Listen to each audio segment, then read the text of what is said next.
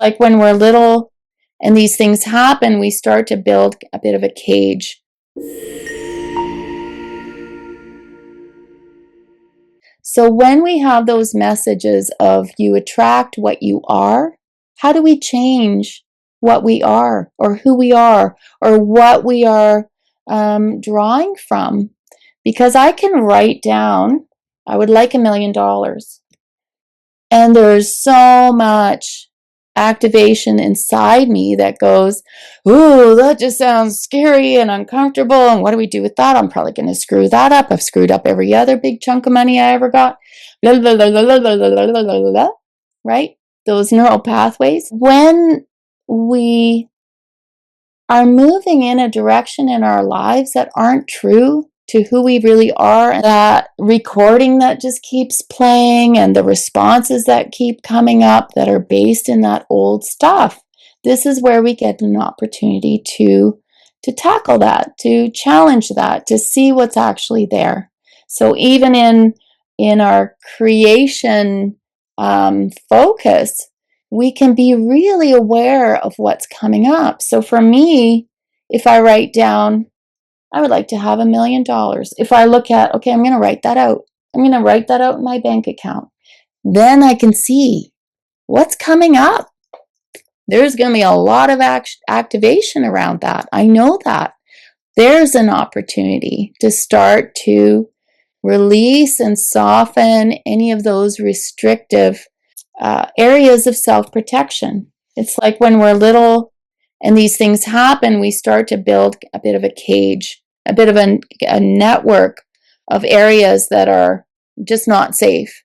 And as we do this work, those areas can start to soften or break away or fall away. And then our opportunity to step into things that we might want in our lives or things we might want to do or have. It can be in any area, on any level. Then we can start to move in those directions without creating the inner expansion. Then how do we then step into new areas? We can't override our thinking.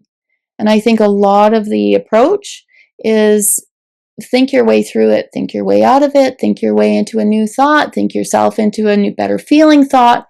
And there's just a lot of busyness in the brain. And without releasing the activation in the body, in whatever thought has brought that up, we just can't really get anywhere. And this is where healing can happen, in stepping into those areas which will bring up the activation and give us the opportunity to let that drop away.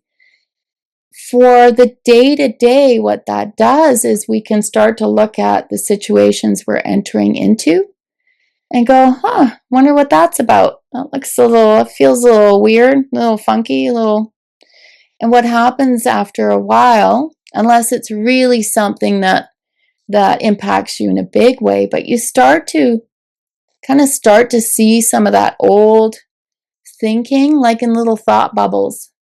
It's like, you start to look at that situation and you just kind of see the little thought bubbles and you don't feel like you're so in it. As we can soften our body's response to some of these things from our past, it can just get easier and softer to step forward into new areas.